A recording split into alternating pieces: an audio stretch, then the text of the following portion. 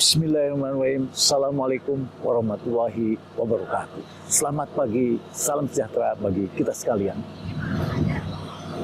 Jumpa lagi dengan Aang Munawar yang selalu memberikan inspirasi tanpa konspirasi. Nah, hari ini saya mendatangi tempat pembuangan sampah terpadu TPST Mutiara Bogor Raya, Kelurahan Katulampa, Kecamatan Bogor Timur, Kota Bogor. Saudara sekalian yang kami muliakan, Kementerian Lingkungan Hidup dan Kehutanan menyebut total sampah nasional pada 2021 mencapai 68,5 juta ton. Dari jumlah itu sebanyak 17%, ya, atau sekitar 11,6 juta ton disumbang oleh sampah plastik. Nah, dan pada tahun 2022 diperkirakan akan terus meningkat menjadi 70 juta ton. Nah, jadi kalau komposisi sampah di Indonesia berupa sampah organik, sisa makanan, kayu, ranting, daun sebesar 57%, sampah plastik sebesar 17%, ya, sampah kertas 9%, dan lainnya misalnya logam, kain, tekstil, karet kulit, kaca, dan lain 17%.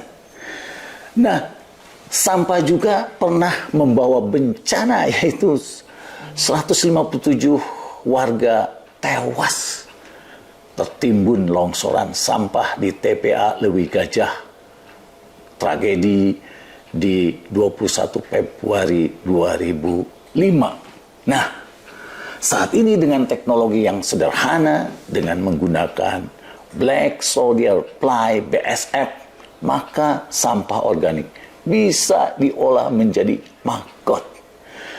Dan maggot ini berpotensi sebagai bahan baku protein tinggi, yaitu kandungannya mencapai 30-40%. Nah, bagaimana mengolah sampah menjadi maggot di TPST Mutiara Bogor Raya ini? Pertama, sampah diangkut dengan kendaraan pengangkut setiap hari 1,5 ton dari 3 RW, ya. Kemudian ditimbang dan ditempatkan ke ruang sortasi untuk dipilah, dan secara rata-rata dari 1,5 ton sampah tersebut 600 kg merupakan sampah organik yang dapat dijadikan bahan pembesaran maggot, sehingga 30% dari sampah akan diangkut oleh Dinas Lingkungan Hidup Kota Bogor karena tidak dapat diproses lebih lanjut di TPS TMBR ini. Nah, seekor BSF betina dewasa ini, ya, jadi seekor BSF betina dewasa akan menghasilkan 206 sampai 639 telur sekaligus. Nah, ini ditempatkan pada kandang yang menggunakan kelambu agar telur dan BSF ini mudah dikelola dan diambil untuk mengurai sampah. Dan inilah tempat yang merupakan tempat bertelurnya, ya, berkawinnya dari BSF ini, sehingga tidak akan kemana-mana.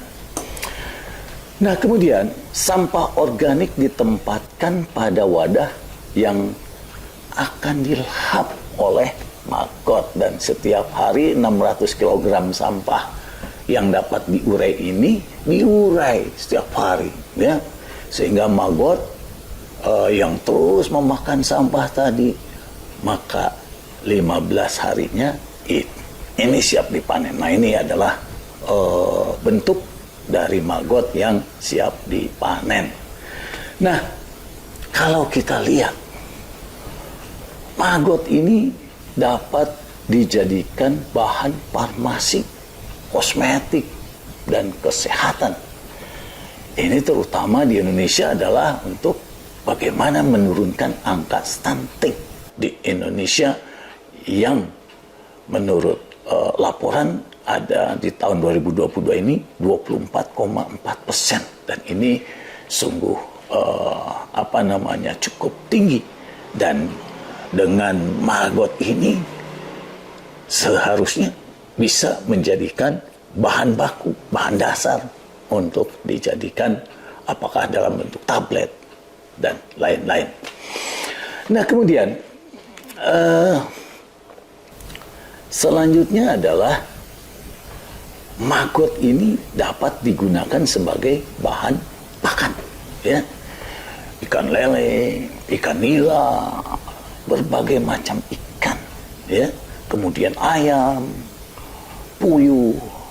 Nah, kalau di MBR ini, puyuh ini setiap harinya akan bertelur 3.500, dan menurut infonya bertelur di malam hari, ya. Jadi ini sangat luar biasa, ya. Nah, jadi dengan maggot ini justru akan menjadi solusi bagi peternak-peternak, ya.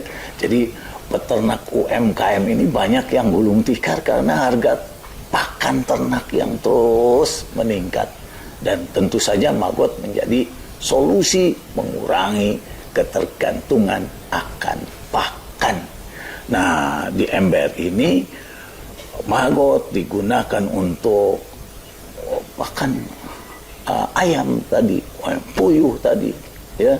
Kemudian untuk tadi lele, ya. Nah, selanjutnya kotoran ayam dan puyuh dapat dijadikan pupuk organik yang dicampur dengan kaskot, ya, menjadikan sumber nutrisi bagi tanaman pangan. Apalagi seluruh dunia ini akan menghadapi krisis ekonomi, krisis pangan. Dan tentu saja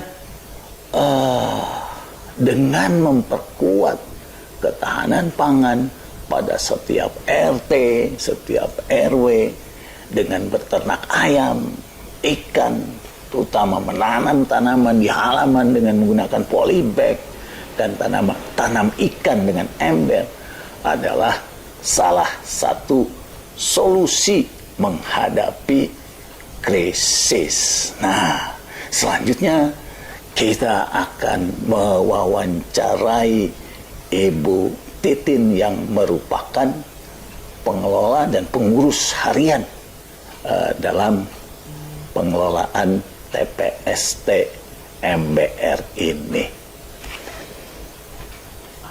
Saudara-saudara, saya berada di lokasi TPS 3L, ya, MBR Mutiara Bogor Raya, Kota Bogor. Dan pengelolanya sehari-hari ini adalah Bu Titin. Ya.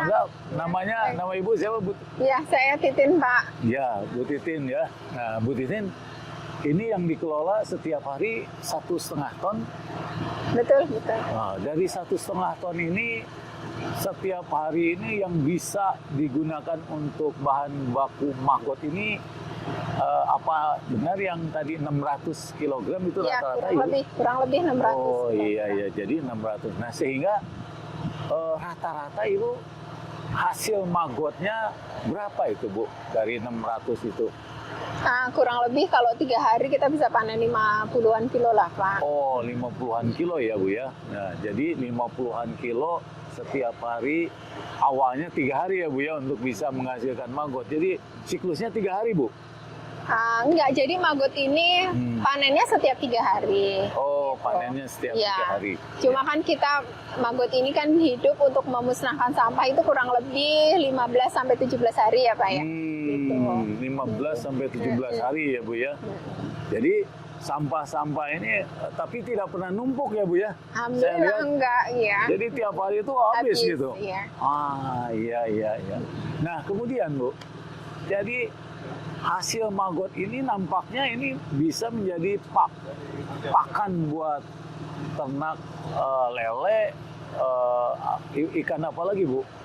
Ayam, kemudian puyuh ya. ya. Nah, jadi saya lihat puyuhnya juga setiap hari bisa menghasilkan berapa? 2.700 atau berapa? 3.500 butir. 3.500 butir per hari ya Bu ya. Wah, ini luar biasa ini. Kalau ayam itu dia bisa diinikan petelur atau apa Bu? Pedaging aja? Enggak Pak, kami ayamnya juga ada jantannya, jadi dia juga bertelur, jadi telurnya fertil gitu ya. Kita bisa tetaskan menjadi ayam baru. Oh iya. Nah jadi nampaknya Bu, semua yang dihasilkan dari ayam, kotoran puyuh ya Bu ya, kemudian kotoran lele, nampaknya ini dimanfaatkan untuk berbagai Urban farming. Urban farming ya. Betul Pak. Dan ternyata Bu di sini menjual juga Bu tadi ya telur puyuh ya Bu ya. Betul. Telur puyuh. Silakan Bu. Apa yang bisa dijual di sini supaya nanti warga Kota Bogor bisa gimana Bu? Baik.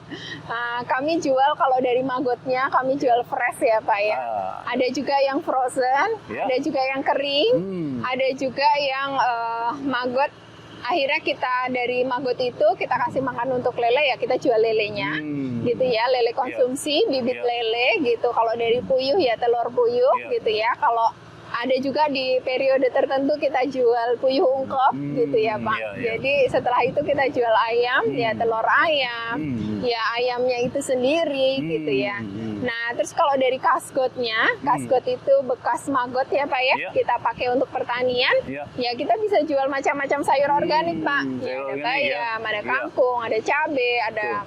Dan ternyata bibit juga dijual ya. Ada bibit cabai, bibit berbagai macam ya.